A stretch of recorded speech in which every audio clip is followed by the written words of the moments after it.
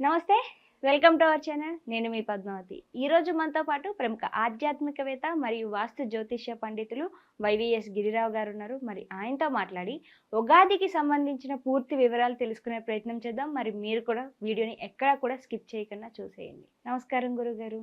పద్మావతి. గురువుగారు, మనకి 30వ తేదీన ఉగాది రాబోతుంది. అయితే ఇక్కడి నుంచే మనకి నూతన సంవత్సరం అనేది మొదలవుతుంది. అయితే ఉగాదికి సంబంధించిన వరకు మనకి ఉగాది పచ్చడి చేసుకుంటాము, షడ్రుచులు అంటాము. ఇక్కడి నుంచి నూతన సంవత్సరం, నూతన జీవితం అనేసి చెప్పుకుంటూ ఉంటాం.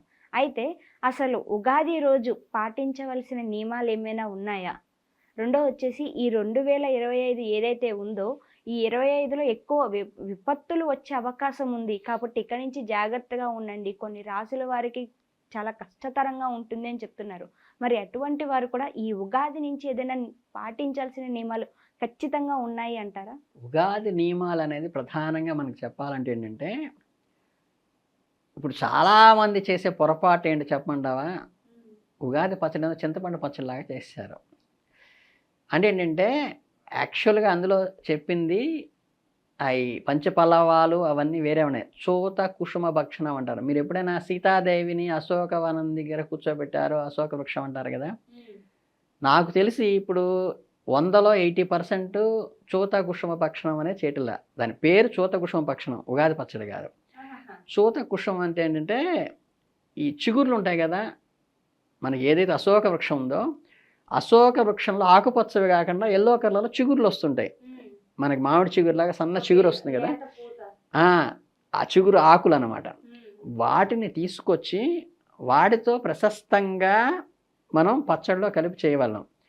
అలాగే ఈ మామిడికి కూడా ఏంటంటే మామిడి కాయకి ఇప్పుడు ఎక్కువ ప్రాధాన్యత ఇస్తున్నారు. మామిడి చిగుర్లు ఉంటాయి, దాంట్లో కూడా ఏంటంటే ఈ రోజ్ కలర్లో చిగురు ఇస్తూ ఉంటుంది మామిడి చిన్న ఆకులు. ఆ చిగుర్లను కూడా అందులో వేసుకోవాల్సింది. అలాగేంటంటే ఈ మామిడి మొక్క అనేది ఏంటంటే మామిడి చిగురు బదులుగా ఏర్పాటు చేశారు, కానీ అది ఊరికి సన్నటి మొక్కలు 2-3 వేసుకుంటే చాలుతుంది, అవే ప్రధానం అయిపోతున్నాయి. చింతపండు కూడా ఏంటంటే ఆ పులుపుకి సైంధవడంలాగా అది మీకు ఉపయోగపడుతుందన్న ఉద్దేశంతో ఈ ఉప్పు కొన్ని ఇవేంటంటే ఎక్కడ ఈ ఉప్పు కారాలకు సంబంధించింది కాదు ఇది పచ్చడి. అట్లాగే వేప పూత అంటే ఏంటంటే చక్కగా విచ్చుకున్నటువంటి పూలు, దాని రేకులు ఉంటాయి, తెల్లటి రేకులు ఉంటాయి, ఆకుపచ్చది కాకుండా తెల్లటి రేకులు ఉంటాయి. ఈ రేకులన్నీ కూడా ఆకర్షక పత్రాలు, రక్షక పత్రాలు అని ఉంటాయి కదా, మనకి బాటనీ చదివిన వాళ్ళకి ఐడియా ఉంటుంది. ఈ తెల్లటి రేకులు ఏవైతే ఉన్నాయో ఈ ఆకుపచ్చది కాకుండా గుండుగా ఉన్నవి కాకుండా ఈ తెల్లటి రేకుల వరకు తీయాలి. అంటే మీకు ఈ పువ్వులో ఉన్న మనకి వేప పువ్వులో ఉన్నటువంటి ఆకర్షక పత్రాలు ఏవైతే ఉంటాయి తెల్లటివి, ఆ రేకులు మాత్రమే తీయవలను. మామిడి దగ్గర చిగుర్లలో ఉన్నటువంటి లేత రోజ్ కలర్లో ఉన్నటువంటి చిగుర్లు, అశోక వృక్షంలో ఉన్నటువంటి చిగుర్లు, ఇవన్నీ తీసుకుని వాటితో చేసి ఏంటంటే పూజ అయిన తర్వాత పెట్టాలని అంటారు కదా.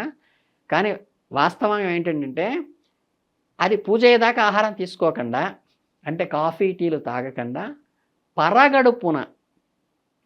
పరగడుపున గనక ఇవన్నీ కలిపినటువంటి మెత్తగా చేసినటువంటి దాన్ని మనం ఆహారంలోకి వేసుకున్నట్లయితే కంప్లీట్ డైజెస్టివ్ సిస్టమ్ అంతా పర్ఫెక్ట్గా ఉంటుంది. పూర్వం మనకి వుడ్వర్డ్స్ గ్రేప్ వాటర్ అనేది అడ్వర్టైజ్మెంట్ వస్తుంది. అవునవును, అంటే వాము సంబంధించింది పెట్టేవాళ్ళు కదా. అలా ఇది చాలా హెల్తీకి. అది కూడా ఏం చెప్పారంటే శాస్త్రంలో మాసం రోజులు, ఇప్పుడు దీపావళికి దీపావళి వెలిగించాలి అందులో చెప్తారు, కానీ దీపావళి నుంచి మొత్తం మాసం రోజులు ప్రదోషక అంటే సాయంత్రం పూట సూర్యాస్తమయంలో ప్రతిరోజు కూడా దీపం చేయాలి శాస్త్రంలో ఉన్నది. అంటే నెల రోజుల పాటు చేయాలి దీపం.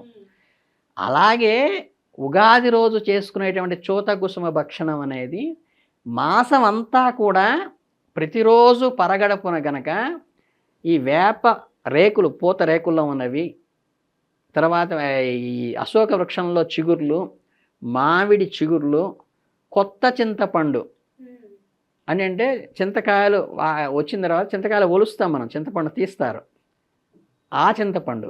అట్లాగే కొత్త బెల్లము, మీరు మామూలుగా పెద్ద బాండి లాంటిది వేసి ఇలా తిప్పుతుంటారు చూసారా, అట్లా చూడనటువంటి కొత్త బెల్లం ఫ్రెష్, ఇవన్నీ ఈ కొత్తగా వచ్చినవన్నీ అందులో వేసేసి కొద్ది కొద్ది పరిమాణంలో దీన్ని మనకి చవనప్రాస అంటారు పూర్వం. ఉండే చూసారా, అలా ఉండలాగా చక్కగా దాన్ని తయారు చేసుకోవాలి. చేసుకుని ఈ సరస్వతి లేహ్యం అని చమరప్రాసన ఉంటుంది కదా, అలా చేసుకుని చిన్న ఉండలాగా దాన్ని ప్రతి సూర్యోదయ కాలంలో మాసం రోజుల పాటు పరగడుపున తినాలి. అది శాస్త్రంలో ఉన్నది. అది ఎప్పుడైతే చేస్తారో ఆ ఒక్క నెల రోజులు చేసిన ఫలితంగా వీడికి సంవత్సరం దాకా అనారోగ్యం రాదు. అంటే కంప్లీట్ సిస్టమ్ అంతా కూడా ఆయుర్వేదికంగా దాని శరీరాన్ని బాగు చేయడం కోసం ఏర్పాటు చేసినటువంటి పద్ధతి అది. అది చింతపండు పచ్చడి కింద అందరూ చేస్తున్నారు. తర్వాత ఏంటంటే పంచాంగ శ్రవణం అనేది ప్రధానంగా చేస్తారు. పంచ అంగములు అంటే ఏంటంటే 5 అంగములు: తిథి, వారము, నక్షత్రము, యోగము, కరణము. ఇవన్నీ కూడా ప్రతి వాళ్ళు తెలుసుకుని ఉండాలి. ఇప్పుడు మనకి రోహిణీ కార్తె అంటే ఏమిటో తెలియదు, చిత్తకార్తె అంటే ఏమిటో తెలియదు. చిత్తకార్తెకి మనుషులకి ఈ రకమైన భావాలు కలుగుతాయని చాలామంది తెలియదు. రోహిణీ కార్తెకి వాతావరణంలో ఈ రకమైన వేడి వాతావరణం వస్తుంది, రోడ్లు పగులుతాయని సామెతలు కూడా పెట్టేవాళ్ళు. అంటే ఈ కార్తెలన్నీ తెలియటం వల్ల ఈ భౌగోళికమైనటువంటి మార్పులన్నీ కూడా ప్రతివాడికి అర్థమవుతాయి. అట్లాగేంటంటే ఈ గ్రహణాలు ఈరోజు టెలిస్కోప్ వచ్చి మనం చూసి ఫలానా రోజు గ్రహణం వచ్చి చెప్పకముందే 30 సంవత్సరాలు 40 సంవత్సరాల ముందు కూడా పంచాంగాల్ని రాసి పెట్టేసి ఏ రోజు వర్షం పడుతుంది, మీకు గట్టిగా మాట్లాడితే ఇప్పుడు నేను డిపార్ట్మెంట్లో ఉండి కూడా చెప్పకూడదు, కానీ వాస్తవంగా ఏ సంవత్సరం రోజు ఏ ధాన్యాలు అంటే సీరియల్స్ ఏవి పెరుగుతాయి, పల్సెస్ ఏవి పెరుగుతాయి, కందులు ఏ సంవత్సరం ఎక్కువ డిమాండ్ వస్తుంది, పెసలకి ఏ సంవత్సరం డిమాండ్ వస్తుంది, శనగలకి ఏ సంవత్సరం డిమాండ్ వస్తుంది, గోధుమలకి ఏ సంవత్సరం డిమాండ్ వస్తుంది, ఏది షార్టేజ్ వస్తుంది, ఏ సంవత్సరం ఏది వేస్తే బాగా పాపులర్గా, అంటే మనకి అందరూ వరి పండించకుండా సస్యాలు పండించండి అని చెప్పేసి అంటున్నారు కదా, వీటన్నిటికంటే ఏది ఎప్పుడు వస్తుందో కూడా రాసి ఉంది. ఎప్పుడు వర్షాలు వస్తాయి కూడా పంచాంగంలో ఉంటుంది. అర్థమైందా? కనుక మనకి సైంటిఫిక్గా ఈ టెలిస్కోప్లు ఇవన్నీ వచ్చిన తర్వాత, ఈ వాతావరణ కేంద్రం వచ్చిన తర్వాత ఫోర్కాస్ట్ వాళ్ళు చేయాల్సి వస్తుంది. అయితే మీరు ఎప్పుడైనా సరే ఒక పంచాంగం తీసి చూడండి, ఆ సంవత్సరం ఏ ఏ మాసాల్లో గ్రహాలు వస్తాయి, ఏ ఏ మాసాల్లో వర్షాలు పడతాయి, ఏ ఏ మాసాల్లో ఏ క్రాప్కి, ఏ సీరియల్కి, ఏ పల్సెస్కి, అంటే ఆహార ధాన్యాలు, పప్పు ధాన్యాలు, వేటికి వాల్యూ వస్తుందని కూడా మన ఋషులు మునులు పూర్వమే రాసి పెట్టారు. అంటే ఇప్పుడు మనం పెరిగి పెద్దవాళ్ళయ్యి భూమి గుండ్రంగా ఉంటుందని ఎవడో చెబితే మనం వినేమన్న పరిస్థితి దగ్గర నుంచి, ఒకప్పుడు వరాహ అవతారం వచ్చి సూర్యుని ఇలా పెట్టి, మీరు ఇప్పుడు వరాహ అవతారం బొమ్మ ఎప్పుడైనా చూసారా? సూర్యుని పట్టుకున్నట్టుగా ఎలా ఉంటుంది? రౌండ్గా ఉంటుందా, చతురస్రంగా ఉంటుందా? ఇట్లా 2 కోరల మీద ఒక బాల్ లాంటిది పట్టి ఇలా పెట్టి ఉంటుంది.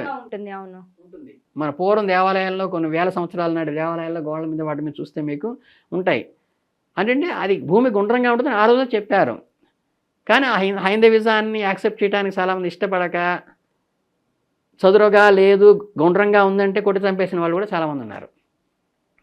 అంటే మనకి లోపల ఉన్న నాలెడ్జ్ని వదిలేసుకుని ఎవడ వెంటో పోయి వాడిని ఆశ్రయించాల్సిన పని వస్తుంది. కనుక ఏంటంటే ఈ తిథి కానీ, వారం కానీ, యోగం కానీ, కరణం కానీ వీటికి తెలుసుకోవటం వల్ల మనం ఎప్పుడు ఏం చేయాలి, ఏ వాతావరణంలో ఎలా ఉంటుంది, ఎప్పుడు మంచి జరుగుతుంది, ఎప్పుడు జరుగుతుంది, శుభాశుభాలు చెప్పాలంటే ఏంటంటే పంచాంగాలు ప్రతి ఇంట్లో ఉండేది పూర్వం. ఇప్పుడు మీకు సెల్ ఫోన్ ప్రతి వాడి చేతిలో ఎలా ఉంటుందో, పంచాంగం అనేది ప్రతి ఇంట్లో ఉండేది పూర్వం. క్యాలెండర్ ప్రతి ఇంట్లో ఉండేది. ఉదయాన్నే దేవుడి దగ్గర నుంచి మేమేం ప్రార్థన చేస్తాం తెలుసా? ఈ పంచాంగ శ్రవణం అంతా, ఆ రోజు తిథి ఏంటి, వారం ఏంటి, నక్షత్రం ఏంటి, ఆ రోజు ఎప్పటి నుంచి రాహుకాలం ఉంది, ఎప్పటి నుంచి శుభ గడియలు ఉన్నాయి, ఇవన్నీ కూడా ఇంక్లూడింగ్ మనకి తిరుపతి అట్లాంటి టెంపుల్స్ ఉన్నాయి కదా, భద్రాచలం, వీళ్ళు వెళ్ళి స్వామివారికి విన్నవిస్తారు. ఈ పంచాంగం అంతా కూడా చెప్తారా, ఈరోజు ఇది ఉంది, ఈరోజు 8 గంటల నుంచి దుర్ముహూర్తం ఉంది, 2 నుంచి రాహుకాలం ఉంది, ఇవన్నీ కూడా అక్కడ వివరించి చెప్తారు స్వామివారి సమక్షంలో. చెప్పటం వల్ల ఏంటంటే మన గబుక్కుని ఎవరైనా వచ్చి, పంతులు గారంటే నేను ఈ పనికి వెళ్దాం అనుకున్నాను ఏంటంటే, మాకు శకున శాస్త్రం అని ఒకటి ఉంది సంహితల్లో. దాంట్లో ఏం చేస్తామంటే, మీరు ఏదైనా క్వశ్చన్ వచ్చి అడిగాను, మా అబ్బాయిని పెళ్లి చేద్దాం అనుకున్నా, మేము అబ్బాయిని చదువుకు పంపిద్దామని, మా అబ్బాయి ఉద్యోగం చేద్దాం అనుకున్నప్పుడు వెంటనే ఇప్పుడు ప్లానెట్ పొజిషన్ ఎక్కడుంది, లేకపోతే ఇప్పుడు ఈయన రాహుకాలంలో అడిగాడా, లేదా దుర్ముహూర్తంలో అడిగాడా, వజ్రంలో అడిగాడా, ఇది ఎక్కడ అడిగాడు, లేకపోతే శుభముహూర్తంలో అడిగాడు అనే దాన్ని బట్టి, ఓహో ఈయన ఈ ప్రశ్న శుభగడియల్లో అడిగారు కాబట్టి ప్రశ్న ఫలవంతం అవుతుంది, దుష్ట గడియల్లో అడిగాడు కాబట్టి అది ఫలవంతం కాకపోవచ్చు. ఓకే. అంటే మనకి ఉదయం లేచినప్పుడు కూడా సూర్యనాడి చంద్రనాడిని పనిచేస్తుంటాయి. మీకు మీ నాజిల్స్ రెండు ఇప్పుడు 2 చెవులతో ఒక పదాన్ని వింటాం మనం. 2 పెదాలతో ఒకటే వాక్యాన్ని పలుకుతాం. 2 కళ్ళతో ఒకటే దృశ్యాన్ని చూస్తాం. 2 ముక్కులతో ఒకేసారి శ్వాస పీల్చరు. ఇది చాలామందికి తెలియదు. ఇది సూర్యనాడి అంటారు, ఇది చంద్రనాడి అంటారు. దీంట్లో శ్వాస ఇప్పుడు నడుస్తూ ఉన్నప్పుడు 24 అంటే ఘడియ అంటారు చూసారా? ఇంగ్లీష్ లెక్కలు కాదు. ఘడియలు విఘడియలు ముహూర్తాలు ఉన్నాయి కదా, ఘడియ తర్వాత ఇటు వస్తుంది. ఇటు పని చేసిన తర్వాత 24 సెకండ్స్ నిమిషాల తర్వాత ఇటు పని చేస్తుంది. ఇలా ఇటు పనిచేసేటప్పుడు సూర్యనాడిలో వేడెక్కడం శరీరం, ఇటు పనిచేసేటప్పుడు చంద్రనాడిలో తగ్గటం, వీటి వల్ల సమశీతోష్ణ బాడీ ఉండటం వల్ల మనం బతికి ఉన్నాం లెక్క. అంటే లోపల ఈ టెక్నాలజీ చాలా ఉంది సైంటిఫిక్గా వెళ్తే. కనుక ఏంటంటే మనకి ఉగాది ఊరికే ఏంటంటే మనకి ఇష్టదైవాన్ని ఆరాధన చేసుకోవచ్చు, కొత్త బట్టలు కట్టుకోవచ్చు చక్కగా. దాంట్లో ఈ ప్రాపంచికంగా కూడా ఏంటంటే చెప్పేది ఏంటంటే మనం ధాన్యం వస్తుంది, ధాన్యం కంపులు అక్కడ తీసుకొచ్చి కడతాం పైన. కట్టినప్పుడు ఆ పక్షులు జీవరాశులందరూ కూడా కొత్త ధాన్యం కంకులు కడతారు వాకిటికి. వాటి వల్ల అవి తిని బాగుపడతాయి. అట్లాగే మనకు వచ్చిన ధాన్యంలో మిగిలినవన్నీ కూడా గుడి చుట్టూ వేయమని చెప్తారు. అక్కడ ఉన్న జీవరాశులకు భూతబలి అంటారు.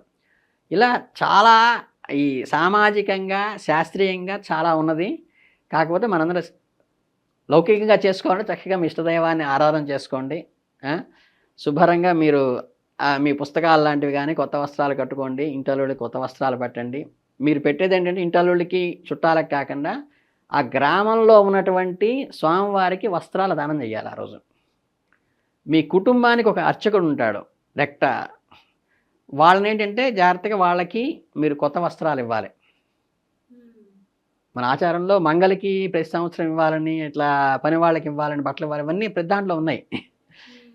అవి పాటించండి, సమాజానికి పాటించండి, ధార్మికంగా పాటించండి. ఇవన్నీ చేసుకుంటే చూతకుషుమ భక్షణం ప్రధానమైనది. అది నెల పాటు చేయాలి. అందులో ఉండే ఇంగ్రీడియంట్స్ చెప్పాను.